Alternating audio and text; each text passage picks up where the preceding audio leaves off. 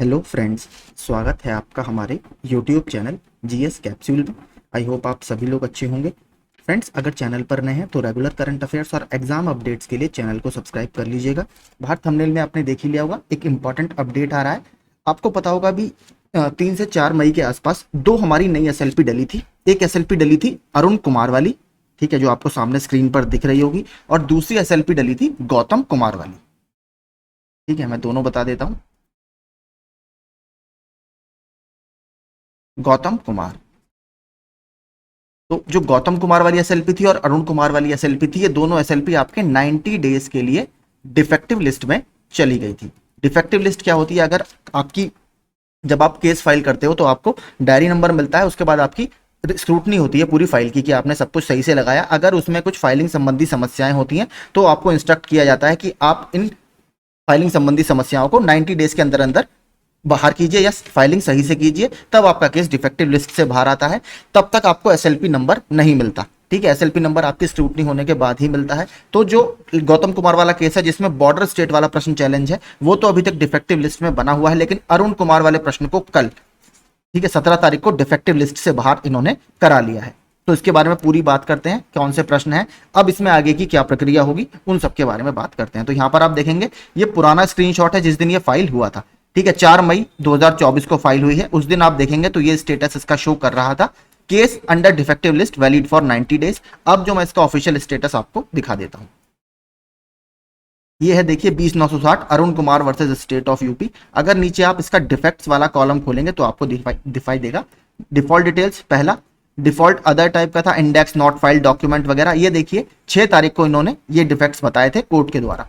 उसके बाद 2, 3 और 4 डिफेक्ट इनको बताए 11 मई को, कि 11 मई को आपके फाइलिंग में अभी भी ये डिफेक्ट बचे हैं।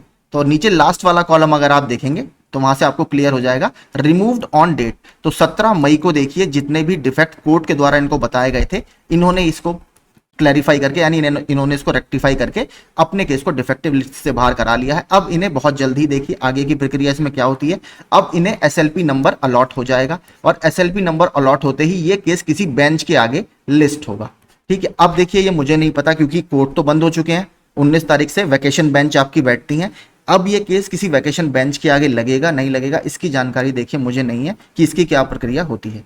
अगर लगते हैं तो मुझे संभावना यही है कि किसी वैकेशन बेंच के आगे अगर ये लगता है तो लगेगा, और बाद में आपको बताया फिर क्या इसमें होना है। या तो ये उसके साथ ही लिंक कर दिया जाएगा, या फिर इसको हिमा कोहली वाला जस्टिस एहसानुद्दीन अमानुल्लाह वाली बेंच के सामने भेजा जाएगा। यही इसमें दो हैं, लेकिन ये नहीं पता ये वैकेशन बेंच के आगे लगेगा या नहीं लगेगा। फिलहाल 90 डेज की जो डिफेक्टिव लिस्ट थी उससे ये बाहर हो गया है। दूसरा देखिए सवाल है इसमें क्वेश्चन, ये क्वेश्चन उस दिन भी क्लियर नहीं हुआ था, बट एक मेरे वीडियो पर कमेंट आया था। अब मुझे देखिए ये पता नहीं वो सच है या क्या है। उन्होंने ये कहा था जो 18469 है, ठीक है, जिसको ये कहा गया था सीजीआई के डायरेक्शन के बाद सेम बेंच के आगे लगाइए, उसमें केवल कन्या वाला प्रश्न है और इस वाले रेट में आपका पूरा वाला प्रश्न है।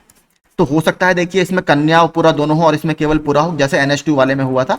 NH2 आपका अनुपम शुक्ला वाले में भी था और NH2 आपका ललित कुमार वाले में भी है। तो उस कमेंट के आधार पर मैं बता रहा हूं, जिन्होंने ये बताया था वो मुझे पता नहीं याची हैं या कौन थे। उन्होंने ये कहा था कि जो 18469 है उसमें कन्या विद्याधन वाला प्रश्न है केवल, और इसमें पूरा वाला प्रश्न आपका चैलेंज है। तो अगर जो भी इसमें प्रश्न है वो तो सुनवाई के बाद ही क्लियर हो पाएगा। कमेंट के आधार पर मैंने आपको पॉसिबिलिटी बता दी। फिलहाल जो भी इसमें आगे अपडेट होगा मैं बता दूंगा। संभावना भी मैंने आपको बता दी क्या है, अगर वैकेशन बेंच के आगे लगेगा तो उसकी कॉज लिस्ट में कहीं ना कहीं मेंशन ही हो जाएगा, तो वो मैं आपको समय से अपडेट दे दूंगा। बाकी आप लोगों का जो भी आगे डाउट हो वो डाउट आप कमेंट बॉक्स में ड्रॉप कर दीजिएगा। अभी गौतम कुमार वाली अब एकमात्र एसएलपी बची है जिसमें बॉर्डर स्टेट वाला प्रश्न है जो डिफेक्टिव लिस्ट में है, और मुझे लगता है वो भी, क्योंकि समय काफी है, इस दौरान इसको ये डिफेक्टिव लिस्ट से बाहर करा लेंगे, तो वो भी अपडेट मैं आपको समय से दे दूंगा। वीडियो अच्छे लगते हो तो प्लीज चैनल से जुड़ जाइए रेगुलर अपडेट्स के लिए। Thank you so much.